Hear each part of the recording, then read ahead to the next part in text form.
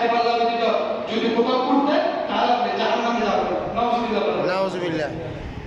আল্লাহ কি বলেছেন? কোথাও করার কোন আয়াত আছে, কোন হাদিস আছে হাত পাকাতে দাড়ি আল্লাহকে ভোট না দিলে মুসলমান জাহান্নামে যাবে না। আল্লাহ তাআলা আল হাবিব সরকার মুস্তাফা কোরআন মধ্যে বলেন قال النبي صلى الله عليه وسلم لا اله الا الله محمد رسول الله حرم الله عليه النار। আমার রাসূল পবিত্র হাদিস শরীফের মধ্যে ইরশাদ করেন যে ব্যক্তি শুধু লা ইলাহা ইল্লাল্লাহ মুহাম্মাদুর রাসূলুল্লাহ সাল্লাল্লাহু আলাইহি ওয়াসাল্লাম কালিমা পড়েছেন, কি করেছেন? একবার বলুন। ঈমান এনেছেন, কালিমা পড়েছেন, তার জন্য জাহান্নামে আগুন হারাম। আমি বলি না, আমার রাসূল বলেছে। সুবহানাল্লাহ। কে বলেছে? আল্লাহ রাসূল বলেছে। তুমি বললা ভোটের জন্য, ক্ষমতার জন্য মুসলমানকে জাহান্নামে পাঠিয়ে দিচ্ছ। নাউজুবিল্লাহ। নাউজুবিল্লাহ। সালাতুল্লাহি আলা রাসূলিল্লাহ। ইয়া হাবিবাল্লাহ। বলতে চাইলাম আদম সন্তান বানাবে, কিছু আদম সন্তান আমার বিষয় এটাই ছিল, কিছু আদম সন্তান জান্নাতে যাবে আর কিছু আদম সন্তান কোথায় যাবে? জাহান্নামে। কোথায় যাবে? জাহান্নামে। মাটি বলেছে না আমার কোনো অংশ আমি তোমাকে দেব না, আমার অংশ জাহান্নামে আগুনে জ্বলবে, এটা আমি সহ্য করতে পারবো না।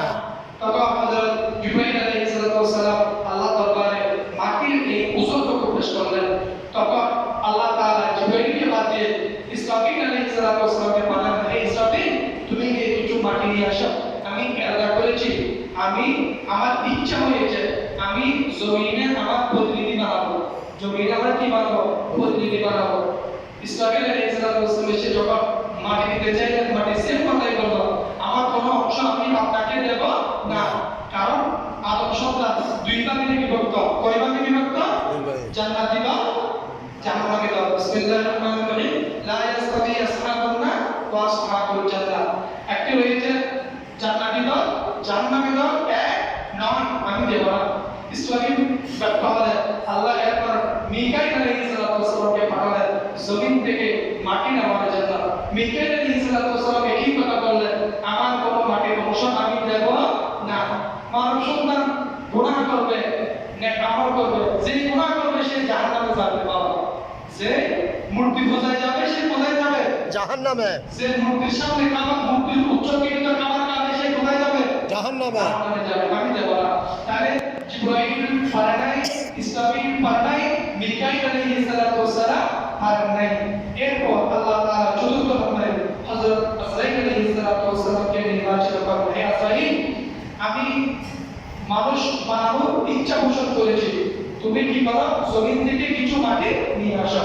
হযরত আজরাইল আলাইহিস সালাম সঙ্গে সঙ্গে আল্লাহর হুকুম পাওয়ার সঙ্গে সঙ্গে জমিনের মধ্যে আসলেন, মাটিকে বললেন, হে মাটি আমি তোমার কোনো কথা শোনার জন্য আসি নাই, আমি এসেছি আল্লাহর হুকুম পালনের জন্য।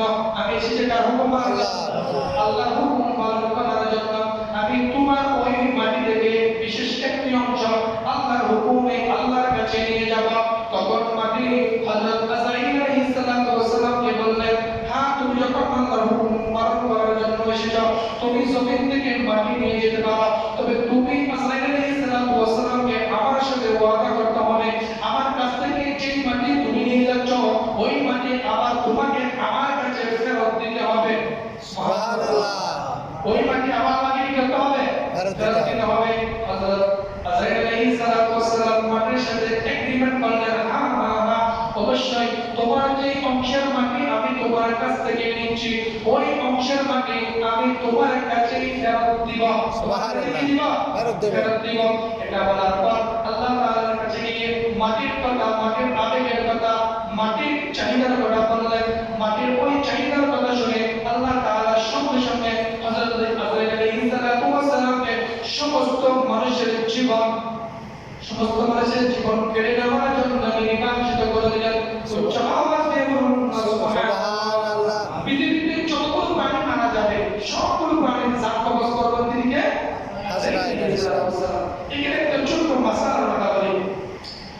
স্বামী স্ত্রী দুইজন যখন মিলন করে, কি করে? মিলন করে, কথাটা বুঝাতে প্রশ্ন করবে। তখন স্বামী স্ত্রী মিলনের মাঝখান দিয়ে রহমতের ফেরেশতা থাকে। পৃথিবীতে যে কন্যা সন্তান, যে শিশু সন্তান, পুরুষ সন্তান হোক, কন্যা সন্তান হোক জন্ম হবে, তার যেখানেই দাফন হবে ওই দাফনের ওই পাহাড়ে ওই জায়গায় মাটির একটি অংশ মায়ের রহমের মধ্যে প্রবেশ করিয়ে দেন বাবার শুকরের সাথে সুবহানাল্লাহ। রহমতের ফেরেশতা যেই স্থান থেকে আপনার জন্য আপনার মা বাবা যখন দুইজন বিলনের মধ্যে ছিল ওই বিলনের মধ্যবর্তী যে স্থান থেকে মাটি মায়ের রহমের মধ্যে রহমতের ফেরেশতা আল্লাহর হুকুমে দিয়েছেন ওইখানে আমার আপনার দাফন হবে সুবহানাল্লাহ। আমার আপনার কি হবে দাফন হবে। এর মধ্যে আপনাদের ঈমান আছে তো আছে। কিছু মনে করেন না না। কথা আশ্চর্যের জন্য বলতেছি আমার জন্ম রানীরহাটে কোথায় রানীরহাটে আল্লাহ যদি আমাকে মৃত্যুবরণ করেন হয়তো 60 জন আমার মাটি হবে অথবা এখানে মাটি হবে অথবা দেশের কোথাও আমার মাটি হবে মনে রাখতে হবে আমার কবর যেখানে হবে আমার আল্লাহ ওই কবরের মাটিটুকুই আমার মা বাবা যখন মিলিত হয়েছিল তখন যে অংশের মাটি যেই স্থানের মাটি আল্লাহ নির্ধারণ করেছিলেন ওই স্থানে আমার আপনার কবর হবে কি হবে বাবা খবর হবে। আমাদের অনেকের জন্ম এখানে হয় অনেকের জন্ম আমাদের কি হয় এখানে হয় অনেকের কিন্তু কবর এখানে হয়েছে ঠিক না ঠিক। মনে রাখতে হবে এটা আমাদের জন্মের পূর্বে নির্ধারিত করে দিয়েছে তিনি কে আল্লাহ। সালাতু ইয়া রাসূলুল্লাহ সালামু আলাইকুম হযরত আদম আলাইহিস সালামের রূহ কবজা করার দায়িত্ব নিয়ে দিলেন আল্লাহর হুকুমে এক মুষ্টি মাটি হযরত আদম আলাইহিস সালাম কাবা ওই মাটির রং ছিল কালো সাদা নরম শক্ত লাল ওই মাটির কালার ছিল এই জন্য কিছু মানুষ ফর্সা হয় কিছু মানুষ শ্যামলা হয় কিছু মানুষ সুন্দর হয় ঠিক না আচ্ছা ওই মাটিটুকু আল্লাহ তাআলার হুকুমে কাবার পাশে রাখা হয়েছিল সুবহানাল্লাহ। কাবার পাশে 39 দিন বৃষ্টি অনবরত বৃষ্টি হয়েছিল 39 দিন অনবরত বৃষ্টি নাযিল করার পর ওই মাটি থেকে ময়লা দূর হয়ে গিয়ে মাটি থেকে পরিষ্কার সাদা পানি বাইরে হতে লাগলো সুবহানাল্লাহ।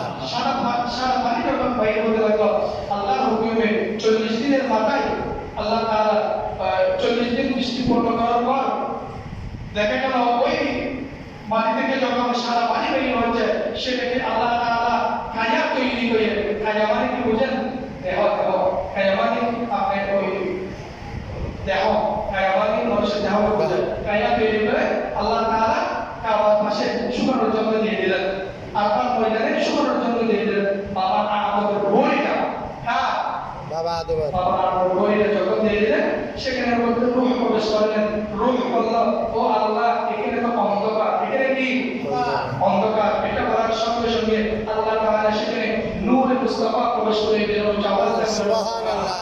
আল্লাহ সেখানে কি প্রবেশ করে দিলেন নূরে মুস্তাফা প্রবেশ করে দিলেন নূরে মুস্তাফা প্রবেশ করে দেওয়ার সঙ্গে সঙ্গে সেখানে আলোয় আলোকিত হয়ে গেল সুবহানাল্লাহ আলোয় আলোকিত হওয়ার সঙ্গে সঙ্গে ফেরেশতারা সেখানে পরিদর্শন করতে লাগলো তার বাম পাশে প্রকোষ্ঠ থেকে আল্লাহ তাআলা বলেন সেটা আর কলম সেটা তার কি কলম এই জন্য বলা হয় যার কলমের মধ্যে নূর নাই ওই কলম কখনো আপনাকে জান্নাত দেখাবে না যেমন আযাব হচ্ছে দোকান খোলা এখন কি দোকান খোলা হয়তো একটা চা বিক্রি হবে কিছু বিক্রি হবে এই আসে দোকানটা আমি খোলা রাখলাম একটা পাঞ্জাবি বিক্রি হবে আমার অথবা একটা শার্ট বিক্রি হবে এসে দোকানটা খোলা রাখলাম অথচ এই জুমার দিন গরিবের হজের দিন গরিবের কিসের দিন হজের দিন। হজের দিন এটা সানিয়া কাবা মসজিদে এটা কিসের কাবা সানিয়া কাবা। প্রত্যেকে বলেন এটা কি কাবা সানিয়া কাবা বলছে কিসের কাবা সানিয়া কাবা আমি একটা পাঞ্জাবি বিক্রির কথা চিন্তা না করে একটা চা বিক্রির চিন্তা না করে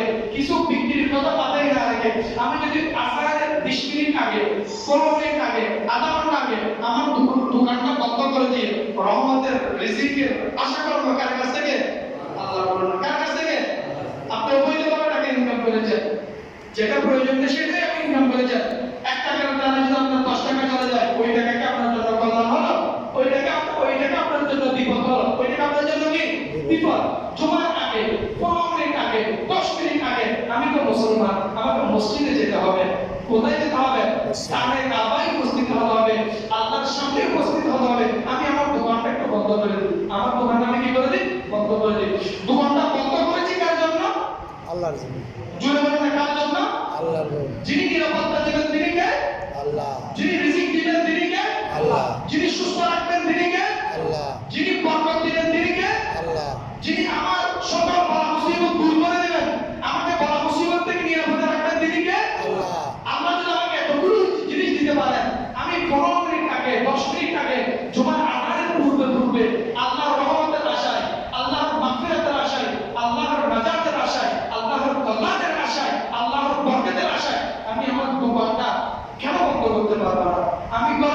বসে বসে যে মোবাইলের মধ্যে গেমস খেলতেছেন, গেমসটা কেন বন্ধ করতে পারবো না? আমি মোবাইলের মধ্যে বসে বসে নাটক দেখতেছি, সিনেমা দেখতেছি, গান শুনতেছি, ওয়াজ শুনতেছি, কেন আমি আজানের আধা ঘন্টা 15 মিনিট পূর্বে এগুলো বন্ধ করতে পারবো না? মুরব্বীরা আজকে দেখলাম অনেক মুরব্বী আলহামদুলিল্লাহ মসজিদের মধ্যে আগামী উপস্থিত হয়েছে। সুবহানাল্লাহ। সুবহানাল্লাহ বলেন সবাই। ওনারা আপনার মতো শৈশবের দিনগুলো কাটিয়েছেন, যৌবনের দিনগুলো কাটিয়েছেন।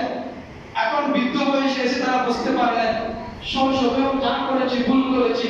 যৌবনকালেও স্ত্রী কলিজার টুকরো স্ত্রীকে সময় সবচেয়ে বেশি দিই, ঘরে স্ত্রীরা তাই না, মিষ্টি মিষ্টি মধুর মধুর কথা বলে, অথবা মোবাইলকে সময় দিই, অথবা বন্ধুদের আড্ডার মধ্যে থাকি, অথবা কোনো একটা গল্প গুজবের মধ্যে থাকি, যদি বলেন ঠিক না, অথবা ঘুমের মধ্যে থাকি। বৃদ্ধরা আজকে বুঝতে পেরেছে আজকে দিনে এসে যা করেছি সব ভুল করেছি। এই ইবাদতবিহীন যতগুলো সময় আমার জীবনে আমি অতিক্রম করেছি সবগুলো সময় এসে আমি জুলুম করেছি। কি করো না জুলুম করেছি। তারা আজকে বুঝতে পেরেছে এক সময় আমি সময়কে নষ্ট করেছি, আর যে সময় আমাকে নষ্ট করতেছে। তারা অপেক্ষায় রয়েছে লাইনে শাবাব ইয়াউদু, তাদের মধ্যে আর কখনো যৌবন আসবে না, তাদের মধ্যে আর কখনো যৌবন ফিরে আসবে না, তাদের মধ্যে আর কখনো যৌবনের উদ্দীপনা ফিরে আসবে না। তারা বলতেছে সময় আমি নষ্ট করেছি, আজ সময় আমাকে নষ্ট করতেছে। আমি অপেক্ষায় রয়েছি কখন কবরের যাত্রী হব, কবরের মেহমান হব। বলুন না ঠিক না? অথচ বৃদ্ধরা কবরের ভয় করে, বৃদ্ধদের আগে আগে গাড়ি অ্যাক্সিডেন্টে হার্ট স্ট্রোক করে, অথবা কোনো একটা অকাল মৃত্যুতে হাজার হাজার যুবক মারা যাচ্ছে না বাবা? গতকাল টিভিতে দেখলাম ওমানের মধ্যে 7 জন বাংলাদেশি মারা গিয়েছে, একবারে সবাই যুবক, সবাই কি যুবক? তার আগে আমার এই মসজিদের মুসল্লি যারা বৃদ্ধ রয়েছে তাদের বলে তারা কি কবরের আশা করেছিল? কবরের আশা করেছিল? কবর আশা করেনি তারা। আল্লাহর হুকুম হয়েছে তাদেরকে যেতে হয়েছে। যখন আমি যুবক আমি বলতে পারবো না আমি 100 বছর আরো 50 বছর 20 বছর বাঁচবো, আমাকে কবরে চলে যেতে হবে। যখন হয়েছে ওই মুহূর্ত থেকে মৃত্যুর জন্য আমি অপেক্ষা করতেছি, ঠিক না বাবা? মৃত্যুর জন্য অপেক্ষা করতেছি না? মৃত্যুর জন্য অপেক্ষা করতেছি। এত বড় বড় বিল্ডিং, এত বড় বিজনেস, এত বড় দালান, এত কিছু আমি করেছি, হতে পারে আমি মুখ করতে পারি, নাও করতে পারি। মাওলা যখনই টান দিবে, সেই মুহূর্তে টান দিবে, শেষ কথা বলার আগে আমাকে আপনাকে চলে যেতে হবে। ঠিক কি না? ঠিক। তাহলে কিসে অপেক্ষা করেন? আজান